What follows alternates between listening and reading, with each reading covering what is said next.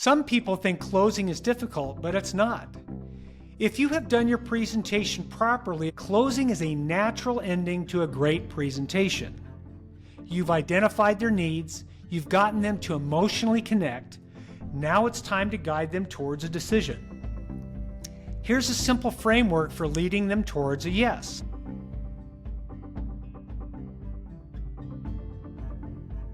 Welcome back to Time-Tested Mastery Life Lesson Sell.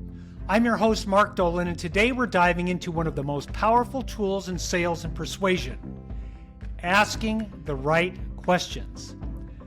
The sales industry has a less than stellar reputation. Salespeople are often misunderstood and distrusted, particularly bad ones. The bad ones have made it hard on the rest of us. Selling really isn't about pushing, it's about discovery. The best sales professionals aren't the ones with the smoothest pitches, those who know the right words and phrases to trick us into doing something we don't want to do. Instead, they're the ones who ask the right questions and actively listen and guide the other person to a decision for our mutual benefit. Mike Ferry, a well-known speaker, sales trainer, and coach in real estate, defines selling as influencing thought. Let me also paraphrase another concept he teaches. Selling isn't telling. A great presentation is a well-crafted and integrated series of questions that assists the prospect in making the best decision possible to solve their need or solve their problem. If a salesperson is doing all the talking, they aren't a good salesperson. Now, if you're saying, I don't need to know this, Mark, I'm not in sales. Well, that might be true in your professional life. You may not have the title of salesperson, but I would beg to differ. This information will help you make your life better. All of us will benefit from sales training. If we want to influence our spouse on the location for our next vacation, or share the importance to our children of making their bed, doing their homework, or eating a healthy diet, any person in relationship with any other human being will be more successful and have a more fulfilled life if they upgrade their sales skills. Great questions guide conversations. They uncover real needs and create emotional connections. If you master this skill, you'll not only sell more, you'll serve better, connect deeper, and build stronger relationships. So today we're breaking down 4 key areas: the power of discovery and active listening, open-ended versus closed-ended questions, layering questions, peeling back the onion, so to speak, and how to guide conversations towards a yes. So let's jump in. First, we'll talk about the power of discovery and active listening. Have you ever had a conversation where someone really listened to you? Not just nodding along, waiting for their turn to speak, but truly engaged. What did they do? Well, they probably looked you in the eye, allowed you to finish your sentences without interruption. They asked clarifying questions and stayed on your topic until you were completed, right? Then they probably rephrased back to you what you said to confirm their understanding and get your agreement on their point of view before asking another question. That's called active listening, and it begins with questions. Here's the truth: people don't buy products or services, they buy desirable outcomes. They don't care about features, they care about the benefits, how those features solve their problems. And many times they don't even know what their real problem is. That's why we call it discovery. It's the most critical part of sales. Your first job, it's not to sell, but to help them discover their own needs. So how do we do that? Well, we start with the right questions. Let's start with the basics. Closed-ended questions invite yes or no answers. Open-ended questions, on the other hand, require a longer response. The questions like this usually start with who, what, why, when, or how. So, for example, a closed-ended question might sound like this. Do you want to sell your home? No. Or yes. An open-ended question. When do you plan on moving? Now, it's hard to answer that question yes or no. Which one do you think gives you more information? Which one gives the prospect the invitation to talk and give up more information? It's the open-ended question, of course. Closed-ended questions aren't bad. They serve a purpose. They serve a purpose of confirmation, clarity, and they're used for closing. But when you're uncovering needs, you want your prospect to open up. An easy formula to remember is the 80-20 rule, where the other person talks 80% of the time and we talk 20% of the time. To make that work, we need to invite the other person to do their part by asking questions that will get them to talk and provide information that will help us understand and able to help them. This also helps build rapport and trust. Most people's favorite subject is themselves and the things that interest them. Now, I mentioned speaker and author Hank Tristler in the past. He made an important statement I will never, ever forget. He said, "People buy for their reasons, not ours."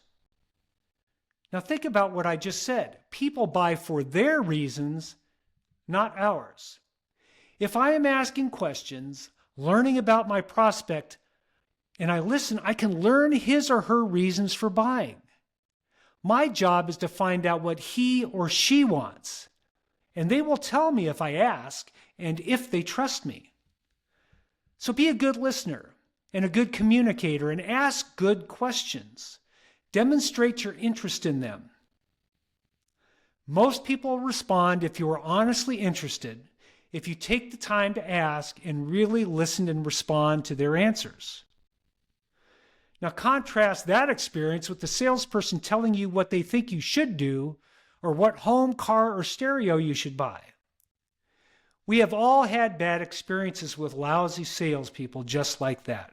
Some powerful open-ended questions to get them talking sound like this. Tell me more about how you see you and your family in your new dream home. What's the biggest challenge you're facing in the search? What would success look like for you for timing and your price point? These questions get them to think, reflect, and engage. Asking open-ended questions is good, but it's not enough. Powerful salespeople and communicators go much deeper. Think of it like peeling back the layers of an onion. The first question opens the door. The second question digs a little bit deeper. The third question uncovers the real powerful emotion that will motivate your prospect to take action with you. Here's an example. What will happen if you don't sell soon and find another home? Our prospect might say, our house is too small now. We have another baby on the way. So it's only going to get worse for us. My next question. So how do you foresee that space issue affecting your life and your family dynamic going forward? They say, I don't even want to think about how stressful it will be. We're constantly tripping over toys and we have no storage and feel like we're always on top of each other. So here's where we go deeper. What would it mean for you and your family to have a home that truly fits your needs? And your prospect responds, oh my, it would be a huge relief. We could finally have space to breathe. The kids could have their own rooms and we wouldn't feel so cramped all the time. You see, that's where real buying decisions happen, on an emotional level. They are now emotionally connected to an identified solution. So how do you get them to emotionally feel that solution? You know, people buy on emotion and justify with facts. An average salesperson might say, this home has a large deck and is big enough for your family, doesn't it? That's not a bad question. But a superior salesperson might say, "Can you smell the steaks on the barbecue on a summer evening as the sun begins to set?" The whole family could get to enjoy that scene together. So once you uncover a pain point, you want them to feel the benefit of solving it emotionally. So ask questions that guide them into a vision of what success feels like and looks like. I listened to this demonstrated in real time once with a staff person I worked with some years back in a training class. The presenter was teaching communication skills and using a specific telephone dialogue for prospecting. He asked the following questions. How do you see using this information will get better results with the job you're currently doing?